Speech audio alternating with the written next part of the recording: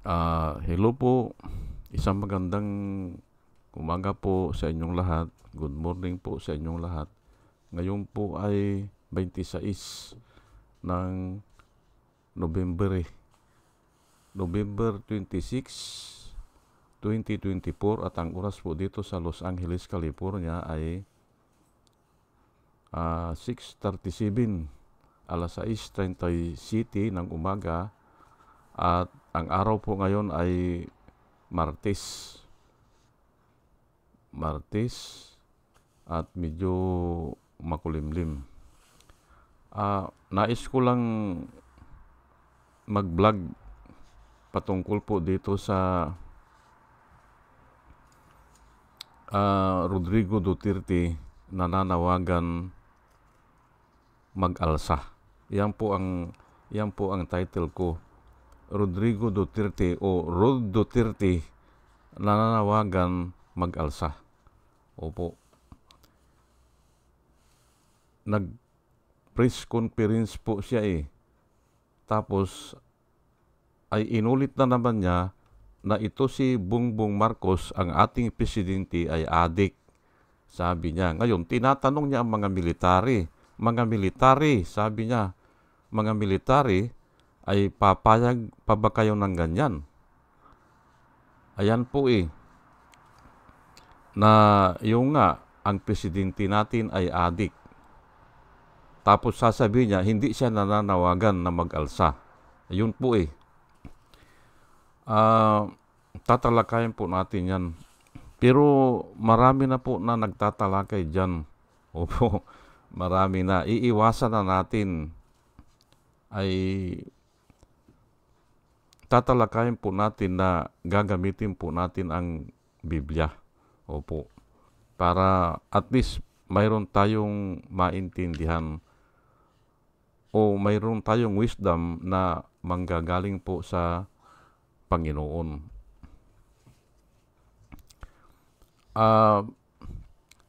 Yun nga ayaw ko na sanang talakayin ito kasi nagsasawa na rin ako sa ganitong topic pero nga ay napapanahon po Lalo na kanina nagbukas na naman ako ay mayroon pala dyan sa EDSA na aywan ko kung ilan sila yan pero marami-rami din daw ata At naisingit yung usapin, kaya naisipan kong mag-vlog ng ganito, yung usapin, yung mga Duterte supporters na isisingit nila ngayon na hindi raw pala si Bongbong ang nanalo kung hindi si Lini.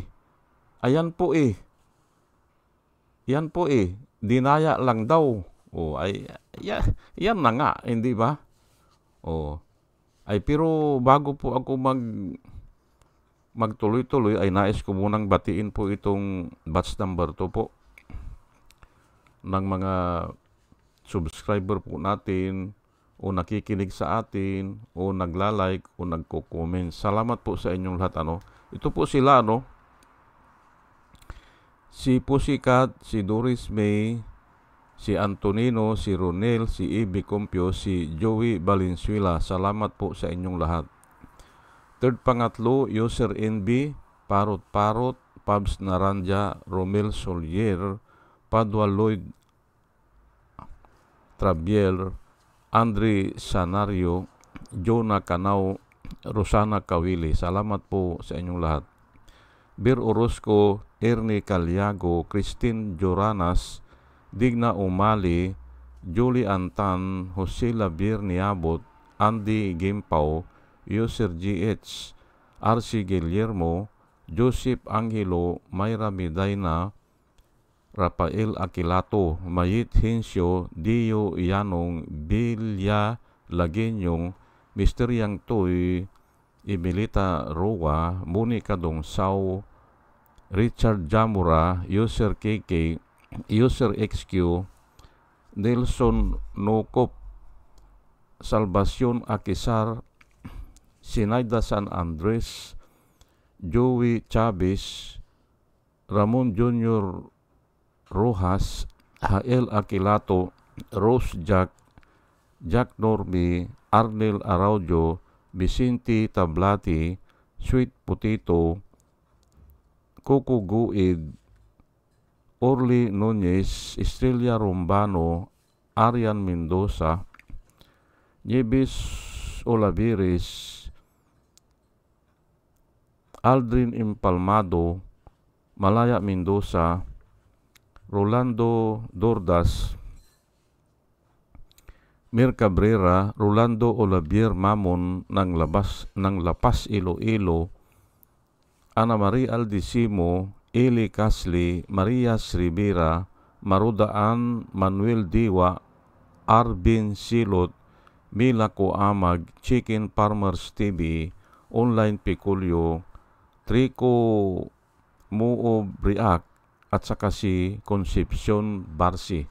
Salamat po sa inyong lahat. At ito naman po ang mga vloggers na nire-recommenda ko po sa inyo na ating suportahan at panoorin po.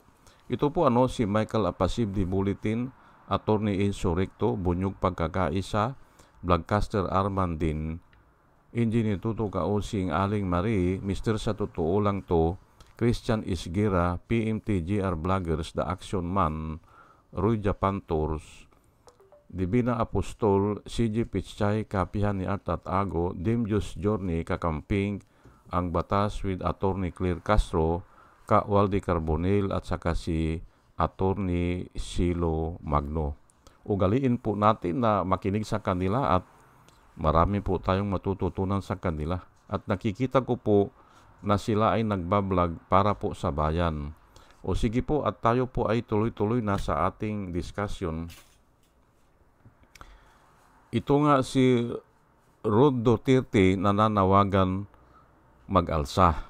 Ayan po. Pero hindi na pong bago yan. Yan nga ang style yan eh. Babawiin tapos gagawin na naman.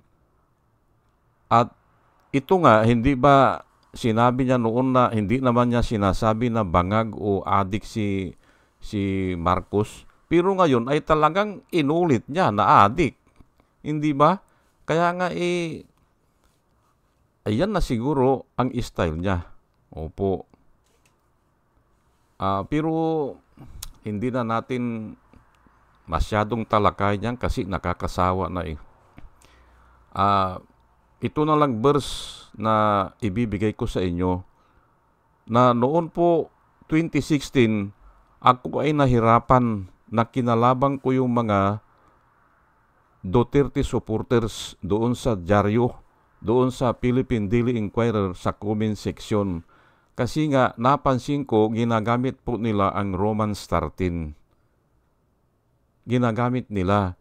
At palagay ko yun ay galing sa mga tauhan ni Kibuloy. Kasi alam nila yung Roman 13 ginagamit nila. Nung nakaupo si Presidente Duterte, yung unang taon po, yan ang ginagamit nila. Obey governing authority. Let everyone be subject to the governing authorities. For there is no authority except that which God has established. The authority that exists have been established by God. Consequently, whoever resists authority is opposing what God has set in place, and those who do so will bring judgment on themselves. Yan po ang paborito nila. Opo. At ang sinabi ko doon sa nagsusulat niyan, doon sa comment section,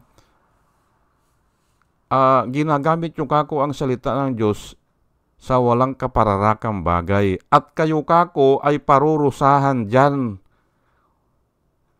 Alam ko kasi na ginagamit nila yon o sinusulat nila yan para sumunod ang lahat ng tao kay Duterte. Kasi nga presidente siya Kako, hindi ganyan. Yun ang sinasabi ko doon.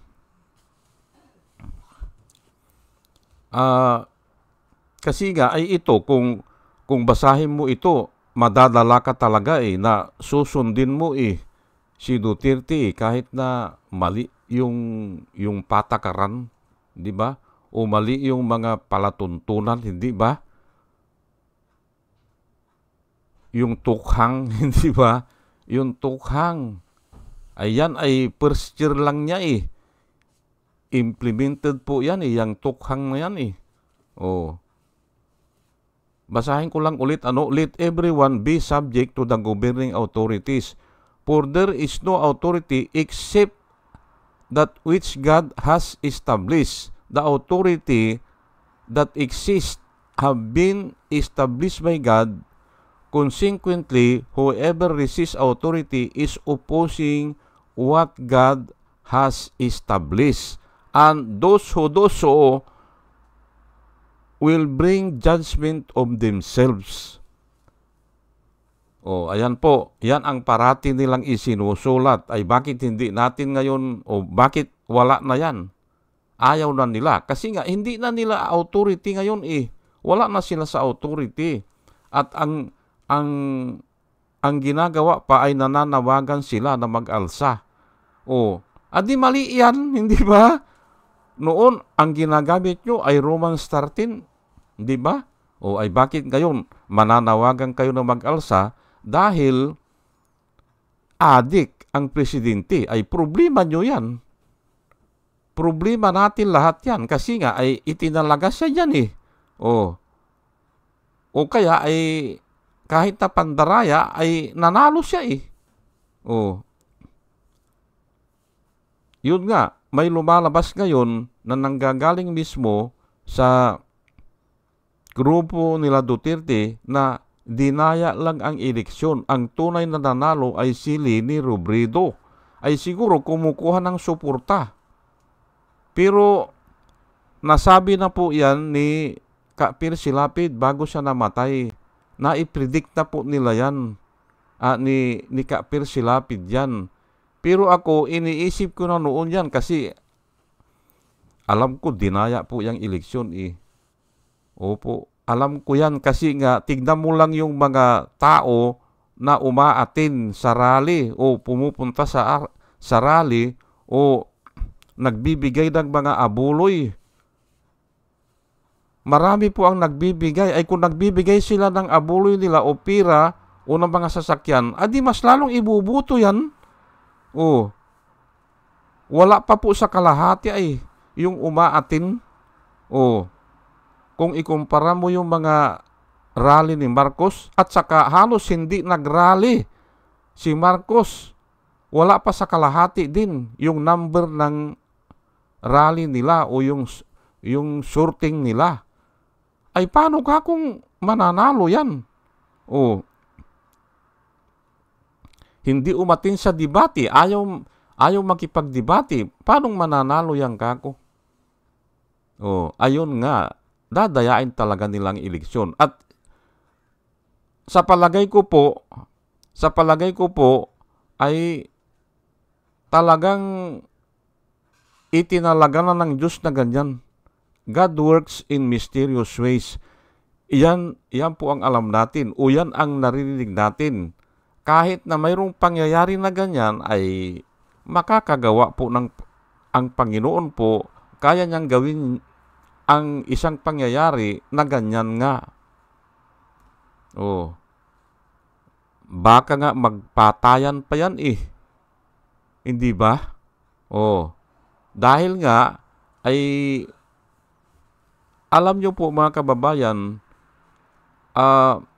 noon pa, nung pagkapanalo ni Bongbong 2016 na, may namumonitor na ako na mga vloggers na nagsasalita na baka daw hindi tuparin. Baka daw hindi tuparin ni Bongbong Marcos ang usapan. Ganun eh. Tapos, mayroon ding nagbablog na ang usapan pala, afterward ang usapan pala ay 50-50. Sabi nila, ganun muna eh, 50-50 daw. Ay, nung bandang huli, lumalabas na ang usapan pala ay 3 years. Ibibigay niya o mag-give siya kay Sara. Ay, bahala sila dyan. Sila ang nag-usap dyan eh. Ay, parang hindi na raw tutuparin. Ayun. Hindi ba? Kaya nga po, kasakiman po yan sa kapangyarihan. Both sides po yan. Both sides. Ako wala akong kinakampihan dito. Kung kinakampihan ko man si Marcos ngayon ay dahil ayaw ko yung pamamalakad ni Duterte. Kasi nga patay dito, patay doon. At mahalaga po ang buhay ng tao. Mahalaga po yan. Yan po. Kaya ayaw ko yung style niya. Proverbs 29 verse 2. Ito po, when the godly are in authority, yung mababait na tao o yung medyo okay naman, the people rejoice. But when the wicked are in power, they groan. Yun po ang nakasulat. Ikuwang ko lang ulit kasi ibang version ito When the righteous people are in authority, the people rejoice. But when the wicked people are in power, the citizen cry. O groan nga ang nakalagay dyan ayan nga, parang nagsisisi. Ayan po ang tandaan natin, hindi ba? Yan po ang tandaan natin. At yan po ang nangyari nung kapanahonan po ni Duterte. Sobrang pagpatay. Ay hamak mo po ay yung China kinakampihan niya dyan sa West Philippine Sea gusto niya tayong maging probinsya ng China. Ay sinong Pilipino ang papayag dyan? Ngayon, ang mga military lang ayaw na magkudita. Opo, marami po ako na kaibigan na mga retire na military. Tinatanong ko po sila bakit grabe na itong ginagawa ni Duterte. Grabe na ito. Ay hindi na sasami hindi na magkukudita kanya ang mga military. Nagsawa na sila. O natuto na sila na wala rin Yung kay Trillanes, successful po yun. Kaya lang walang tao. Opo. Nagkaroon sila ng 300 na enlisted men at saka junior officer na nagsama-sama sila. Ang usapan ay sasamahan sila ng mga tao dyan sa Makati, dyan sa Ukod nga. Ay kaso naman nung nalaman ng mga tao na ang uupo ay si Enrile, si Irap Estrada at saka si Binay, 3 hari nga ang tawag nila Wag na lang, sabi nila. Wag na lang. Hayaan na lang si Gloria Macapagal Arroyo. Walang pumuntang tao Nagdalawang isip. Dahil nga doon sa balita na ang uupo ay yung 3 hari. Ayan po. Kaya nung walang tao ay walang suporta ang mga military ay hinuli sila. At yun nga ay nakulong. Yung kalahati ata bumalik loob kay Arroyo at kay Angelo Reyes, hindi ba? Nagbalik loob sila Maestro Ocampo. Pero yan si Pael doon, tumakas po yan. Opo, Marines yan, pero hindi PME yan. Palagay ko ay kuwan lang yan, yung ROTC. Opo. Tumakas yan. Ngayon, yung grupo nila Trillanes, yun ang nabilanggo ng halos 7 taon ata. Kaya natuto na sila. Hindi ba? Yan po, natuto na, ayaw na. Kasi nga ay ako nga po ang alam ko po, ang nilalakad ko dito kahit na sino ang ilagay mo dyan sa authority, pag hindi po siya kinahabagan ng Diyos na baguhin yung sarili niya, kurap po yan. Kurap po yan. Opo. Nakita na po natin yan nung nag-aklas sila Gringo Honasan. Ay ang reason nila kung kanya sobra na kanyang korupsyon, sobra na talaga Yun ang reason nila. Nakikita nila sa kanilang mga mata.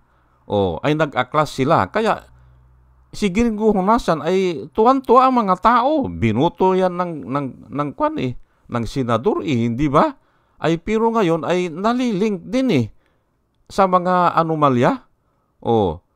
Si Binay hindi ba? Ayaw ng yung dynasty, ayaw niyang political dynasty, hindi ba? Ayaw niyang magnanakaw. Ayaw niya yung martial law. Ay pero ngayon, ganun po yan Pag sila lang nakaupo, ay kasi nga kurap po ang tao. Naandun na sa puso ng tao. Yan parati ang sinasabi ko. Opo. Kaya hindi ako masyadong nagtitiwala dyan sa mga pangako ng mga tao. Titignan ko muna kung ano yung mga ginagawa niya o ano yung mga track record niya na tama naman ang sabi ni Ka-Percy Lapid. Tignan nyo kanya ang track record Ay pero pati nga sila naloko ni Duterte kasi sinuportahan nila si Duterte nung una. Ayan, si Toto Kausing. Si Ka-Percy Lapid. Ang dami po niyan na sumuporta dati. Ay pero ako hindi kasi nga pinag-aaralan ko yung mga sinasalita at saka yung mga balita. Pag pinag-combine ko po yan, iba kako ang salita nito. Iba. Ayun po, kaya bihira po ako na naluloko sa ganyan.